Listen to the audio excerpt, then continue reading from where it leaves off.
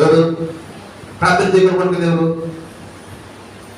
ప్రార్థన చేయకుండా పడుకునేది ఎవరు?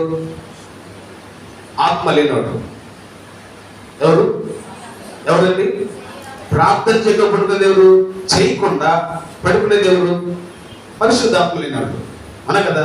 పరిశుద్ధాత్మ లేనివాడు ఏం చేస్తాడు? ప్రార్థన చేసి ఎక్కువసేపు ఆయనతో మాట్లాడి ఆయన ఇచ్చే ఈవులను పొందుకొని ఆయన ఏం చెప్తాడు విని దాని ప్రకారం చేస్తాడు. అర్థమైంది కదా. ఇప్పుడు మనం ఇక్కడున్న మనలో శరీర కోరికలు అంటే ఏంటి? భౌతికమైన ఆలోచనలు అన కదా. అంటే భౌతికమైన వారిని బట్టి నడవడం ఈ రీతిగా కదా. ఇంకా శరీర కోరికలు ఏముంది కింద మనం చదివితే నేను మీరు ప్రజలు వస్తున్నాను, మీరు ఆత్మచం నడిపింపబడి అట్లా ధర్మశాస్త్రంలోనైన వారు కారు, శరీర కార్యములు స్పష్టమైనవి. అవేమనగా శారత్వము, అపవిత్రత, కామకత్వము, విగ్రహారాధన, అభిచారము, ద్వేషములు, కలహములు, మత్సరములు, క్రోధములు, కక్షలు, భేదములు, విమతములు, అసూయ, మత్తతలు, అల్లరితో కూడిన ఈ మాట గుర్తుపెట్టుకొని అల్లరితో కూడిన మనం ఏ పేరులో పాల్గొంటాం? ఏ వేటిలో పాల్గొంటాం కదా. శారత్వము మనకు లేదనుకుందా.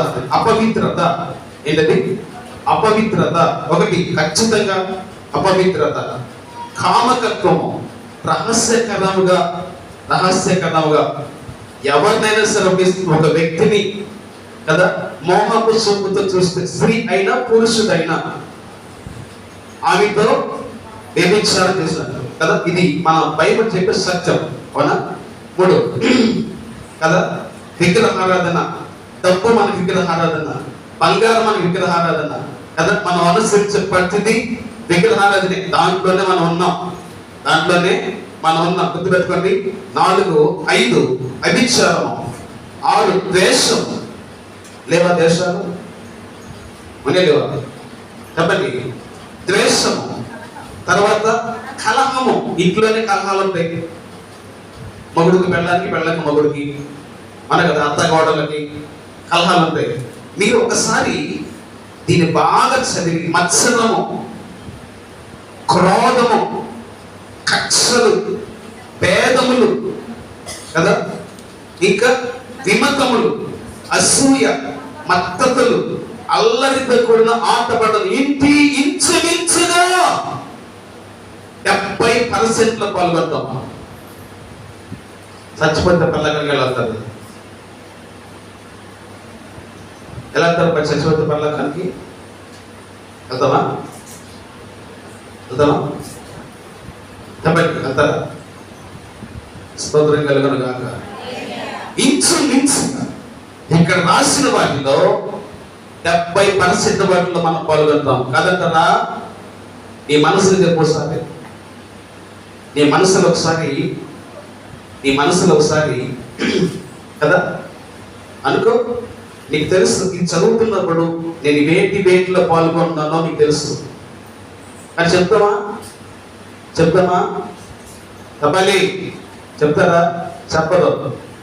అది నీ మనసుకే తెలుసు. నువ్వే ప్రభు దగ్గర ఒప్పుకుందవుగాక. హల్లెలూయా, హల్లెలూయా, హల్లెలూయా.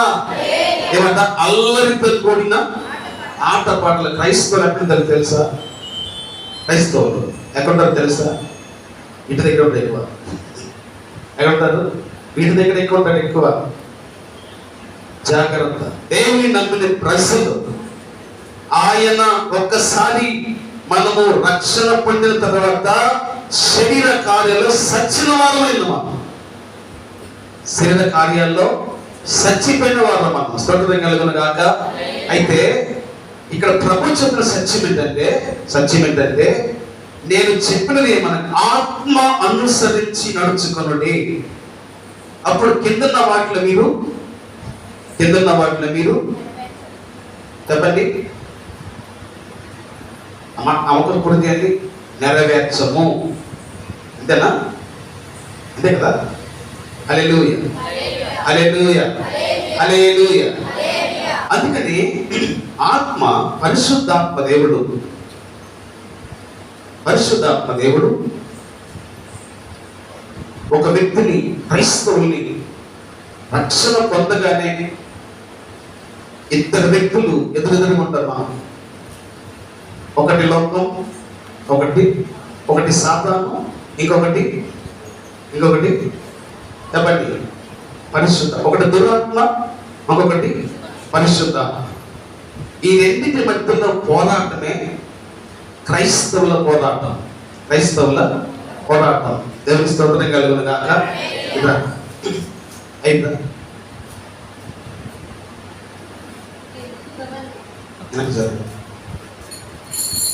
పాటు తీరా వంగురా ఏమిరా అర్థమైంది నీకు? ఎందుకు ఇంత వివరంగా చెప్తున్నాను అంటే నన్ను అర్థం చేసుకుందరు గాక. హల్లెలూయా. నేనేమన్నా పిల్లగా 4 మాటలు చెప్పి నవ్వుకొని మిమ్మల్ని సరదా పరిచి అని సంఘం కట్టలేదండి.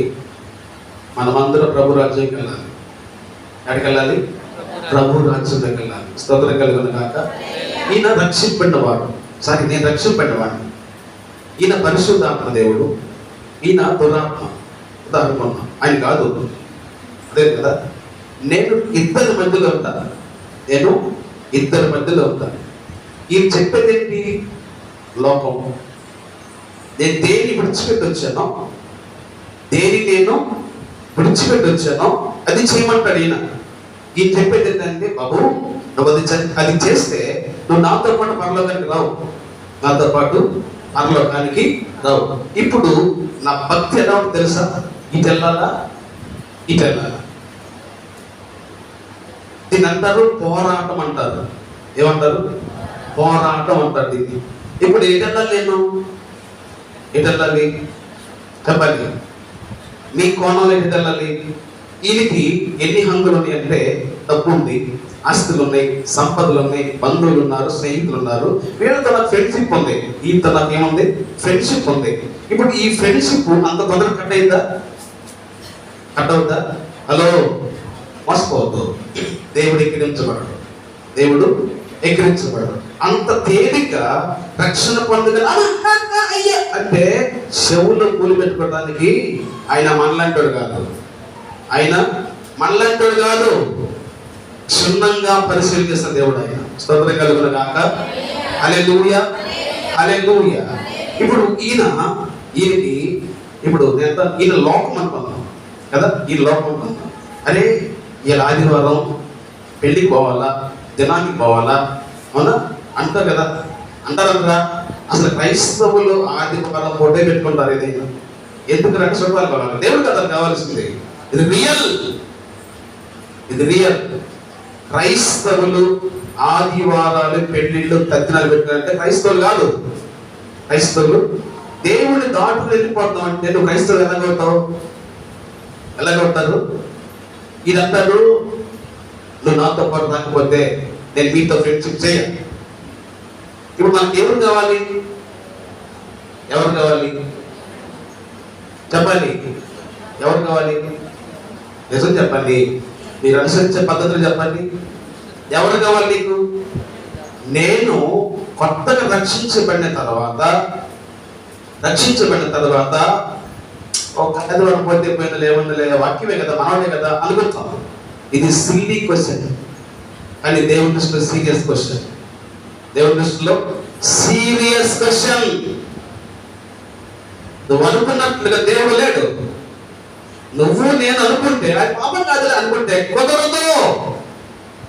కుదరదు. ఆయన గ్రంథంలో రాసి పెట్టేస్తున్నాడు. దాని వారి క్రియలు చొప్పున ప్రతిబింబించే దేవుడు ఆయన.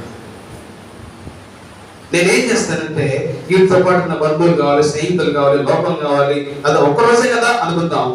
ఎప్పుడైతే నేను ఇటువైపు తిరిగానో ఈయన దుఃఖపడటం మొదలేస్తాడు. ఈయన పరిశుద్ధాత్మ దేవుడు ఏడుస్తూ ఉంటాడు. ఆయన నీకు అర్థమైందా? మీరు ఎన్నిసార్లు, మీరే కాదు, ఒకసారి నేను కూడా ఆత్మ పరిశీలన చేసుకోవాలి. సేవలోకి రాక మునుపు కూడా ఎన్నిసార్లు మీ లైఫ్ లో పరిశుద్ధాత్మ దేవుని పొక్క పెట్టుంటాలో ఆలోచించండి.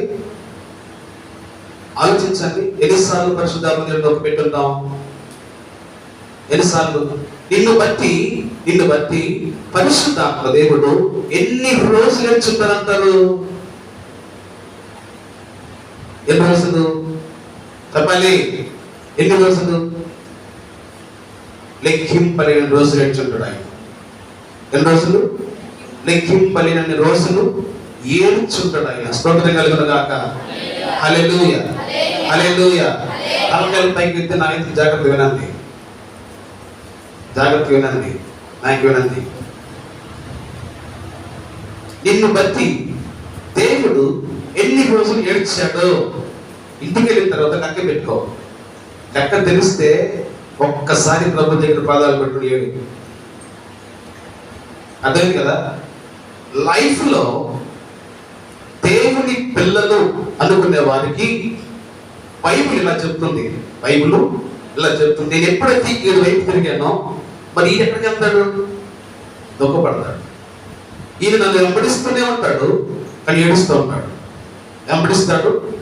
ఏడుస్తూ ఉంటాడు ఆయన. ఈయన నన్ను వెంబడిస్తుంది కానీ నాకేమి సహాయం చేయడు. ఎందుకని?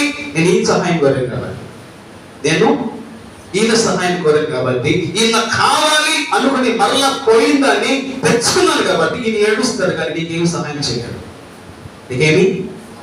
చేయడు.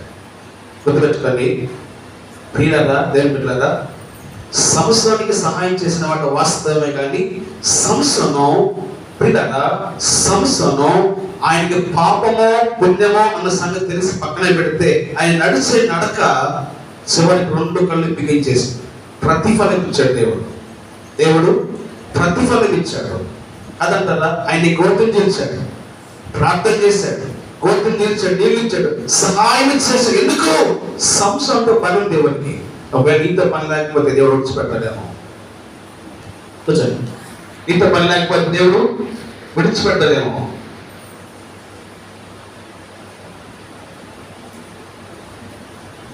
దేవుడు నీతో పని లేకపోతే వదిలేస్తాడేమో.